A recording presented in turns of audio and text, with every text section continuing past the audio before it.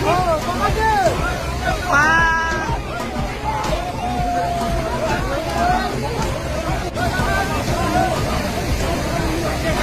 my god, what is going on, guys?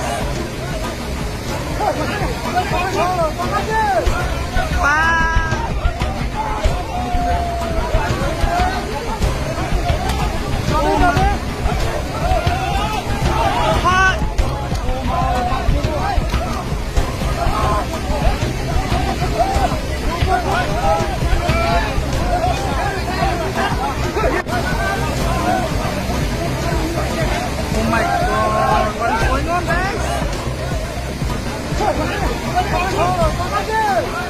Wow!